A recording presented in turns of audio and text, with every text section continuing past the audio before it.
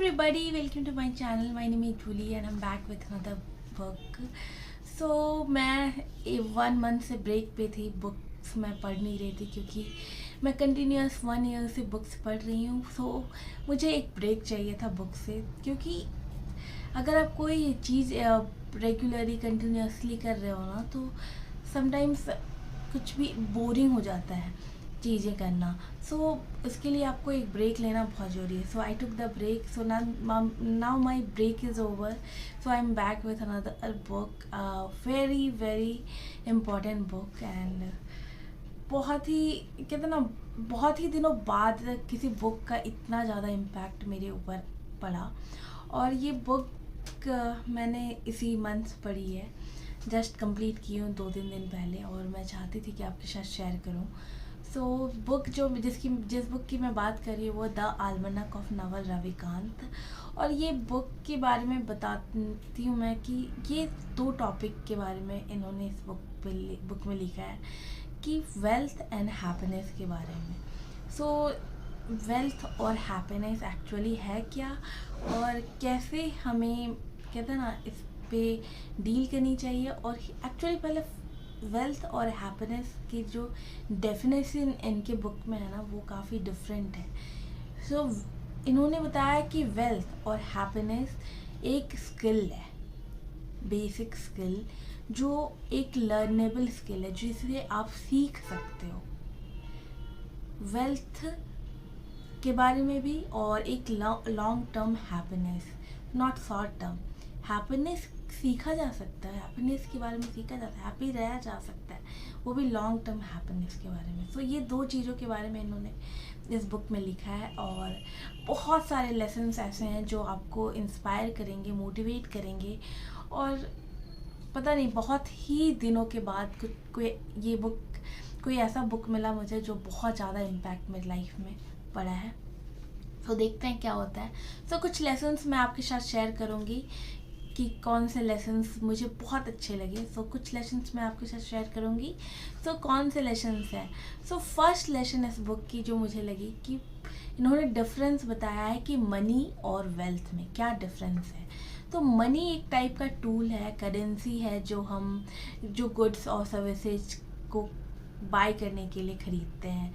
इस मनी ये है, और मनी को हम एक्सचेंज कर सकते हैं वेल्थ के रूप में भी. तो वेल्थ क्या है जो सभी चाहते हैं, हम एवरीबडी वांट्स वेल्थ. कौन नहीं चाहता है वेल्थ. वेल्थ एक टाइप का मॉनेटरी और नॉन मॉनेटरी भी टाइप का एसेट हो गया, एक टाइप का एसेट हो गया, जो कि अगर आप सो भी रहे हो या फिर कुछ दिनों के लिए वर्क नहीं कर रहे हो तो भी आपकी इनकम हो रही है, ये एक टाइप का एसेट होता है. तो ये डिफरेंस होते हैं मनी और वेल्थ में. फर्स्ट लेसन जो मैं इस बुक से सीखी. ओके, सेकेंड लेसन जो मैं इस बुक से सीखी वो है स्पेसिफिक नॉलेज के बारे में, कि कैसे लोग आजकल बहुत बात कर रहे हैं कि पैशन को फॉलो करना है, कुछ डिफरेंट करना है, कुछ चीज़ें हट के करनी है, यूनिकली कुछ चीज़ें करो. बट बहुत लोगों के साथ ऐसा होता है कि उन्हें पता ही नहीं है कि उनकी यूनिकनेस क्या है, वो उनका पैशन क्या है. तो उनको कैसे पहचाने, अपने पैशन को कैसे पहचाने, उसके बारे में बताया है कि अगर आपको अपने पैशन को पहचानना है तो आपको फर्स्ट थिंग करना ये है कि आपको एनालाइज करना है कि जब आप बच्चे थे, किड थे, चाइल्डहुड में अपने या कॉलेज में अपने, कौन सी ऐसी चीज़ थी जिसमें आप अच्छे थे और जो आपको बिल्कुल भी काम की तरह नहीं लगता था, टेंशन स्मूथली आपसे हो जाता था. और बहुत सारे लोग ऐसे होते थे जो उन चीज़ों में आपसे हेल्प मांगते थे या एडवाइस मांगते थे. सो ऐसे फर्स्ट थिंग आपको डिसाइड करना है. और सेकेंड, और जिन्होंने कभी कुछ ट्राई ही नहीं किया है उनको ट्राई करके देखना पड़ेगा, क्योंकि अगर आप किसी चीज़ को ट्राई ही नहीं करोगे, जैसे बुक रीडिंग, जैसे म्यूज़िक, जैसे स्पोर्ट्स, सारी चीज़ें अगर आप ट्राई ही नहीं किए, क्योंकि हम जब बच्चे होते हैं तो हम बहुत सारी चीज़ें ट्राई करते हैं, तो वैसे हमें पता चल जाता है कि हमारा पैशन क्या है, हमें किस काम में करने में बिल्कुल भी कहते हैं ना एफर्ट नहीं डालना पड़ता, स्मूथली हो जाता है. तो ये इस टाइप से आप अपने पैशन को फाइंड कर सकते हो. सो स्पेसिफिक नॉलेज की तो बात करी मैंने, कैसे आप अपने पैशन को फॉलो कर सकते हैं वो इन्होंने बताया है।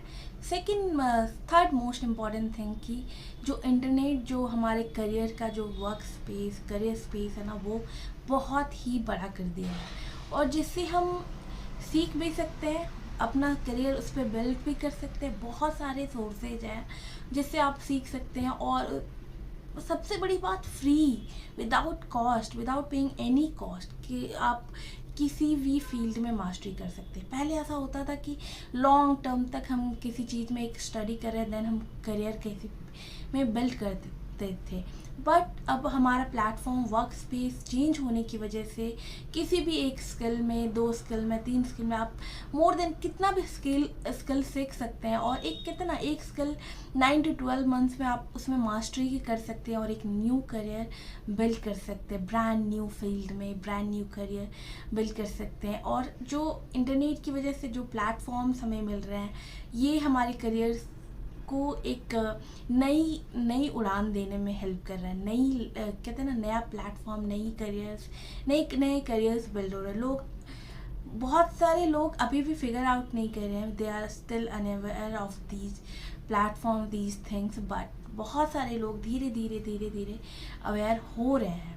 सो ये इंटरनेट की वजह से इन्होंने बताया कि कैसे आपका जो वर्क स्पेस है बहुत ही मैसिवली बढ़ गया है, और आप कैसे मतलब एक 9 to 12 मंथ्स में आप कैसे अपना करियर बिल्ड कर सकते हो, ये चीज़ें इन्होंने बताई। और आपको ना इन्होंने बताया कि एक वर्ड दिया इन्होंने कि परपेचुअल लर्नर। आपको लाइफ में ना सीखते रहना चाहिए।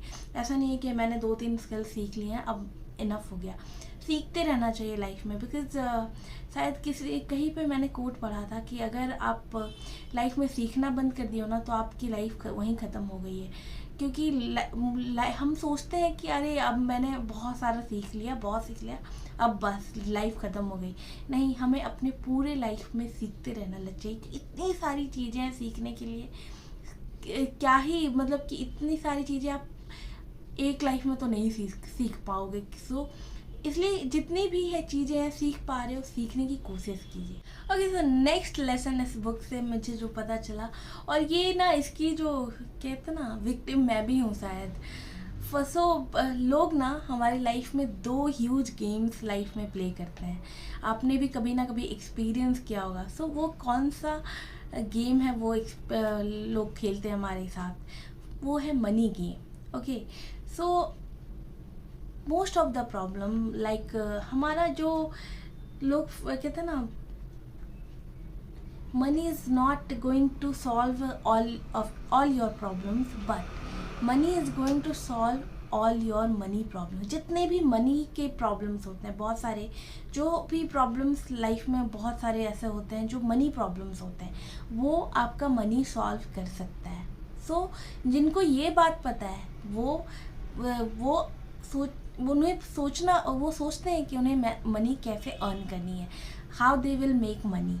एंड वो वैसे लोग जो होते हैं ना, वो लग जाते हैं अपने काम में, और कि उन्हें कैसे पैसे कमाने हैं, कैसे मनी अर्न करनी है, ताकि जो भी उनके मनी प्रॉब्लम्स हैं वो ख़त्म हो सके।